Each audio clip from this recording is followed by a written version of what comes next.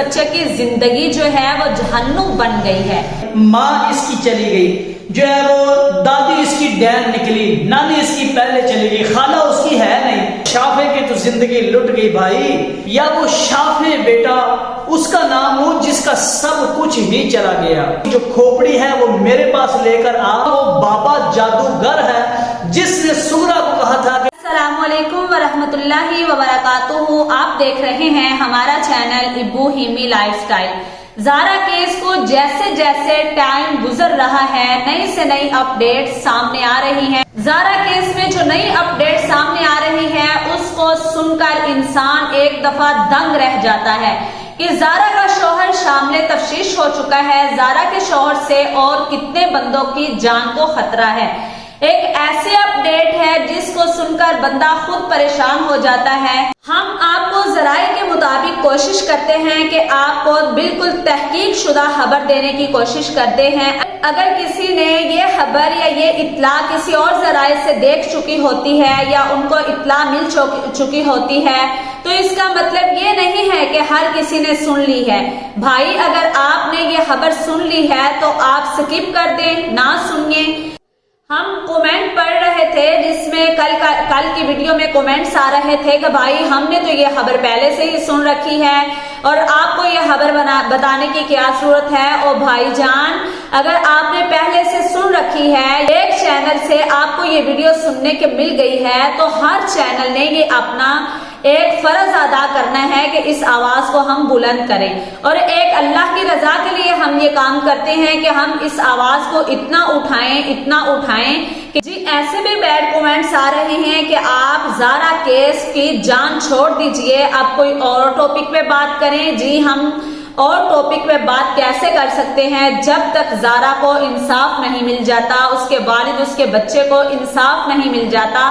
ہم اللہ کی رضا کے لیے زارا کے ساتھ کھڑے ہیں، اس کے والد اس کے بہن بھائیوں کے ساتھ کھڑے ہیں اور ان کے دکھ میں ہم شامل ہیں انشاءاللہ۔ آپ کیوں اکتا گئے ہیں ایسی خبریں سن کر؟ ایسا نہیں ہونا چاہیے۔ ہمارا یہ حق ہے، فرض بنتا ہے کہ ہم زارا کے لیے آواز بلند کریں، اور جب تک یہ میڈیا اور ہم لوگ اس آواز کو بلند کیے رکھیں گے انشاءاللہ جو ہمارے حکام ہیں وہ انشاءاللہ اس پر توجہ دیں گے۔ اور جی اگر ہم لوگ ہی خاموش ہو گئے اس آواز کو دبانے کے لیے، بہت سے کومنٹس آ رہے ہیں آپ لوگ یہ چھوڑ دیجئے، تو اللہ کی رضا کے لیے آپ لوگ بھی کھڑے ہو جائیں اور کومنٹس میں اور اس طرح کی آواز کو آپ لوگ بھی بلند کریں تاکہ ہم ایک مسلمان بہن کا ناحق خون کے لیے ہم کھڑے ہیں اور ہمارا حصہ اس میں ڈل جائے۔ ہماری کوشش ہے کہ ایک زارا کی جان تو اس طرح سے چلی گئی، لیکن ایسی بہت سی زارا ہیں جو اپنے گھروں کے اندر پریشان ہیں اور ان کی جانوں کو خطرہ ہے۔ ہم چاہتے ہیں کہ ان کی جانیں اس طرح سے ضائع نہ ہوں۔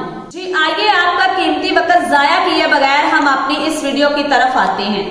صاحب جی یہ جو خبر ہمارے سامنے آ رہی ہے جو حیران کن اور پریشان کر دینے والی ہے کہ زارا کا شوہر شامل تفتیش ہو گیا ہے، تو اس بارے میں تھوڑا سا آپ وضاحت کیجئے۔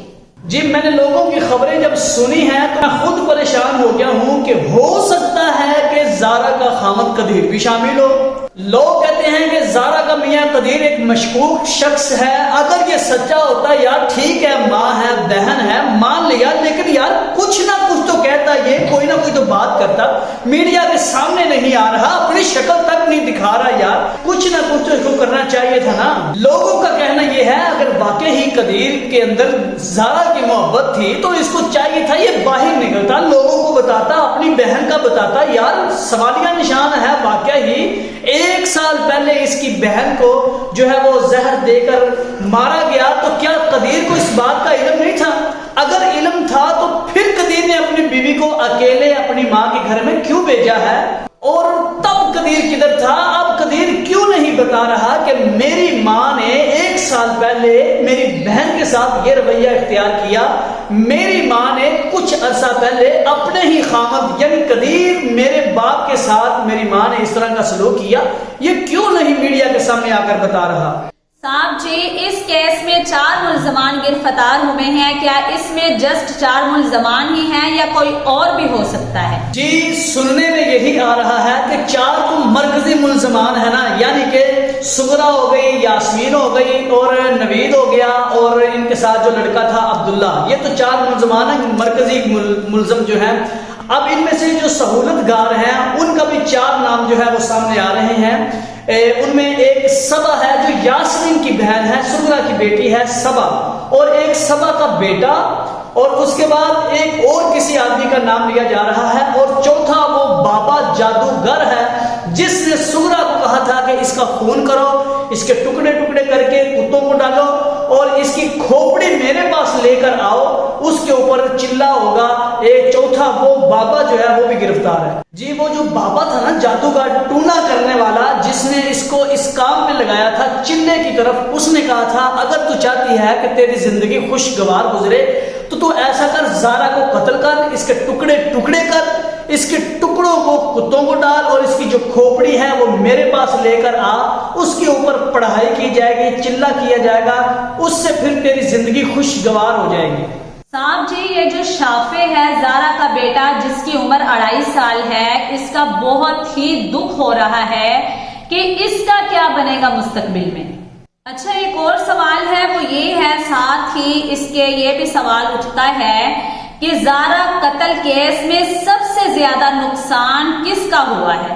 جی آپ نے 2 سوال کیے ہیں۔ پہلا سوال یہ ہے کہ شافع کا کیا بنے گا، دوسری بات یہ ہے کہ اس کیس سے جو ہے وہ سب سے زیادہ نقصان کس کا ہوا ہے۔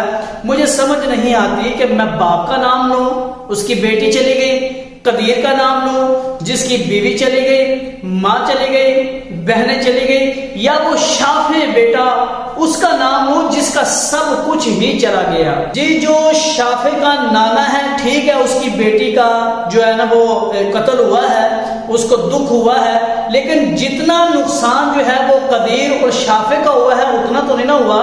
بات یہ ہے کہ قدیر اس کی بیوی بھی چلی گئی، ماں بھی چلی گئی، بہنیں بھی چلی گئی، لیکن آخر قدیر کی شادی ہو ہی جانی ہے، اس کی نئی زندگی اب جو ہے وہ بن جائے گی، ہم سفر مل جائے گا، وہ تو زندگی میں کھل کھلا جائے گا، اس کی زندگی پھر دوبارہ سبز و شاداب ہو جائے گی۔ اب بات کرتے ہیں شافع کے اوپر۔ شافع کی تو زندگی لٹ گئی بھائی۔ یہ بچہ غور کریں، تصور کیجئے میرے ساتھ، آپ جو ہے وہ چند لمحوں کے لیے میرے ساتھ ذرا سفر کیجئے تصوراتی ذہن میں۔ یہی شافع جب کل کو سکول جائے گا، ٹیچر مارے گی تو پھر یہ گھر میں آئے گا، کس کو بتائے گا؟ ماں تو ہے نہیں، سوتیلی ماں سنے گی نہیں، باہر سے بچے جب اس کو ماریں گے تو یہ کس کو شکایتیں لگائے گا؟ اس کے کپڑے کون دھوئے گا اور اس کو کھانا اچھے طریقے سے کون کھلائے گا؟ یہ اپنی شکایتیں، پیار، محبت اور کس کی جھولی میں جا کر یہ لیٹے گا؟ تھوڑا سا تصور کیجئے۔ سب سے زیادہ اب دیکھیں شافع جو ہے اس کی تو دنیا ساری لٹ گئی نا بھائی۔ ماں اس کی چلی گئی، جو ہے وہ دادی اس کی ڈین نکلی، نانی اس کی پہلے چلی گئی، خالہ اس کی ہے نہیں، کہ اس زارا کی شادی بھی تو خالہ کے گھر میں ہوئی تھی نا، یہ ڈین خالہ کیا نکلی؟ خیر یہ شافع جو ہے اس کا کیا ہے، باپ کام پہ چلا جائے گا، پیچھے بیٹا اکیلا سوتیلی ماں کے ساتھ، اصل زندگی دوزخ والی تو بنی ہے شافع کی۔ میں وہ الفاظ بیان نہیں کر سکتی جو اس بچے کی زندگی جو ہے وہ جہنم بن گئی ہے۔ ایک مرنے کے بعد جہنم ملتی ہے اور ایک وہ جہنم جو اس کی زندگی بن گئی ہے۔ دیکھیے ماں ایک ذریعہ ہوتی ہے، پناہ گاہ ہوتی ہے، ماں کی گود ایک آرام اور پناہ گاہ ہے، لیکن وہ بچے کے لیے ماں کی گود چھن گئی۔ ماں کے بعد نانی ہوتی ہیں، وہ گود میں اٹھاتی ہیں، خالہ ہوتی ہیں، اس کا تو کچھ بھی نہیں رہ گیا، اس کی زندگی جہنم بن گئی ہے۔ ایک انٹرویو میں ان کے ماموں نے بتایا کہ جو بچہ شافع ہے وہ اتنا اپسیٹ ہے کہ وہ ماں کو ماما ماما کہتا پورے گھر کے اندر بھاگتا ہے اور وہ روتا ہے اور ہمیں بھی رلا دیتا ہے۔ ناظرین جب بڑا ہوگا تو کیا عالم ہوگا اس کا؟ کیا یہ سوچے گا کہ میرے ساتھ کیا کر دیا میری دادی نے، اور یہ ذہنی مریض بن جائے گا بچہ۔ اور اس بچے کو تو بالکل پتہ ہی نہیں ہے کہ میرے ساتھ کیا ہو گیا ہے، لیکن نقصان ہوا تو سب سے زیادہ اس بچے کا ہوا۔ اللہ تعالیٰ اس بچے کے لیے آسانیاں پیدا کرے۔ ہم یہ آپ کے سامنے سارے پوائنٹ اس لیے رکھ رہے ہیں تاکہ آپ کمنٹ سیکشن میں آ کے اپنی خیالات کا اظہار لازمی کریں. جی میں امید کرتی ہوں آپ کو یہ مختصر سا ولاگ ضرور پسند آیا ہوگا. کل تک کی ویڈیو کے لیے اجازت دیجیے. اللہ حافظ. جزاکم اللہ خیرا.